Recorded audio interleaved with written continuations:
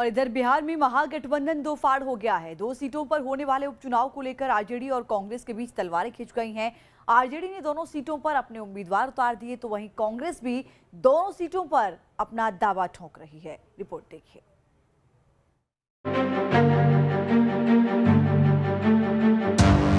कहने के लिए महागठबंधन, लेकिन सच्चाई अगर देखेंगे तो ये खंड खंड हो चुका है। एक सीट दो उम्मीदवार, बिहार उपचुनाव में मचा बवाल। बिहार में महागठबंधन के बीच एक सीट को लेकर बड़ी फूट। बिहार में हम बड़े भाई की भूमिका में हैं। बिहार में कांग्रेस हमारे बल पर है। आरजेडी के लेफ्टिनेंट का दावा है कि बिहार में हम हैं बड़े भाई, तो सोनिया गांधी की सेना के कमांडर हुंकार भर रहे हैं कि चुनाव में कोई दोस्त नहीं होता, चुनावी मैदान में जो जीता वही सिकंदर। जब चुनाव के मैदान में लोग आता है तो कोई दोस्त नहीं रहता है। महज 2 सीटों पर उपचुनाव की विसात क्या बिछी। कांग्रेस और आरजेडी के बीच तनातनी शुरू हो गई। महागठबंधन के टूटने के आसार बनने लगे। दरअसल बिहार की 2 सीटें कुशेश्वर स्थान और तारापुर सीट पर बाई इलेक्शन होना है। इन दोनों सीटों पर आरजेडी ने अपने कैंडिडेट उतार दिए हैं। रविवार को आरजेडी के प्रदेश अध्यक्ष जगदानंद सिंह ने उम्मीदवारों के नाम का ऐलान किया।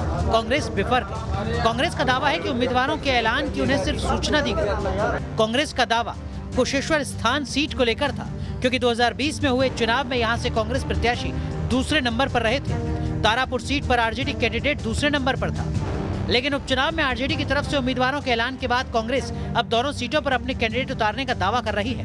कांग्रेस क्या करेगी? 2 सीटों पर चुनाव होने हैं। अब कांग्रेस का तो एक सीट है पहले से, जहाँ की हम लोग माइंड मेकअप किए हुए हैं, चुनाव लड़ना है, तो वहाँ तो कोई परेशानी है नहीं। एक नया सीट आ गया तारापुर, वहाँ चूँकि कल 4 बजे के बाद यह प्रोग्रेस हुआ है, इसलिए हम लोग आलाकमान को सभी बात सूचित कर दिए हैं। उधर कांग्रेस प्रदेश अध्यक्ष के तल्ख तेवर ने आरजेडी की त्योरियां चढ़ा दी हैं। आरजेडी नेता कांग्रेस को आईना दिखा रहे हैं। पिछले चुनाव में कांग्रेसी उम्मीदवारों की बुरी हार की याद दिला रहे हैं। साफ साफ ऐलान कर रहे हैं कि महागठबंधन में बड़े भाई की भूमिका में आरजेडी है। बिहार में हम बड़े भाई की भूमिका में हैं। बिहार में कांग्रेस हमारे बल पर है। अब कांग्रेस पार्टी को ये हकीकत समझनी पड़ेगी, हठ धर्मिता छोड़नी पड़ेगी। अगर दोनों सीट महागठबंधन जीतेगा तब हम यहाँ सत्ता का भी स्वाद चखेंगे।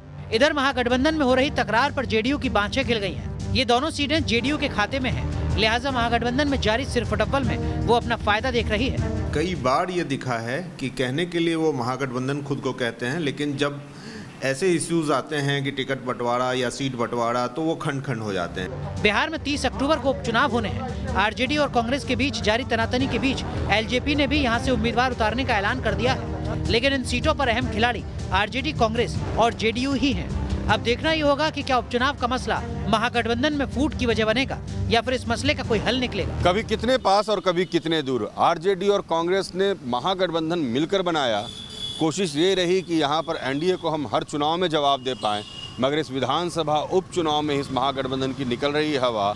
आरजेडी दोनों सीटों पर अपने उम्मीदवार की घोषणा कर कांग्रेस को आईना दिखा रही है और कांग्रेस के अस्तित्व का सवाल है। सो कांग्रेस अब दोनों सीटों पर उम्मीदवार उतारने की तैयारी में है। ऐसे में आने वाले वक्त में महागठबंधन बिखरता दिख रहा है। वीडियो जर्नलिस्ट सत्येंद्र के साथ रजनीश सिन्हा, न्यूज़ नेशन, पटना।